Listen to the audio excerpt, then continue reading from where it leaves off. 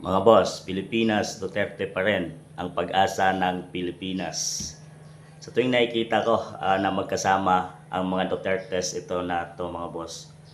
BP Inday, Congressman Pulong, Mayor Baste at Katie Duterte mga boss, ay nagkakaroon ako ng lakas ng loob, pag-asa, kaligayahan mga boss na balang araw ay mababago din ang kalagayan ng ating bansang Pilipinas na ngayon ay lugmok sa corruption at kahirapan mga boss. Talagang nawawalan tayo ng pag-asa at marami sa ating mamamayang Pilipino ang naghihirap na mga boss dahil sa taas ng mga bilihin at mga bayaran mga boss, nagmamahalang bayaran at kadalasan sa mga Pilipino ay nahihirapang maghanap ng trabaho dahil sa walang job opening na nangyayari sa ating bansang Pilipinas mga boss dahil sa kakulangan ng administrasyon, kakulangan ng programa para sa mamamayang Pilipino at lahat naman tayo siguro ay nangangarap na magkaroon ng ginhawa ang ating buhay,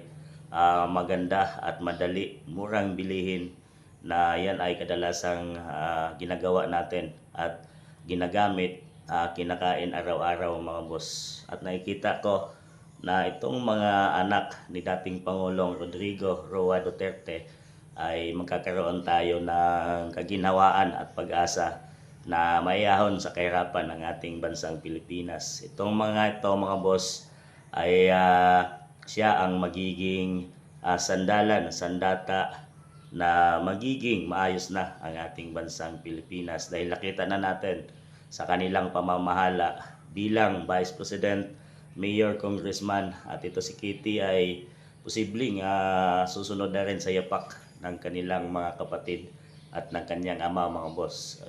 Talagang nakikita natin at napatunayan na nila na mayroon silang magandang program, matuwid na daan at kamay na bakal na pamahalaan ang ating bansang Pilipinas. Walang takot mga boss. Kaya posibleng ang Duterte at naniniwala akong Duterte pa rin ang bansang Pilipinas at taong bayan na ang husga sa pagdating ng tamang panahon mga boss. At talagang puro utang na ang ating bansang Pilipinas.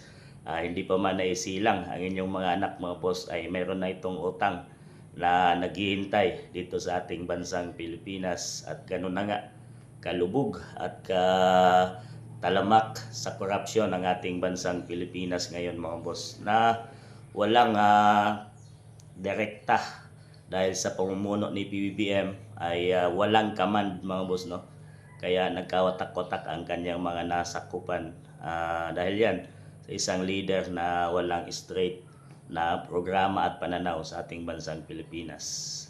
Yun yung mga boss, Pilipinas, Duterte pa rin ba at naniniwala pa rin ba kayong sila ang magiging pag-asa at ahon sa ating kahirapan sa bansang Pilipinas?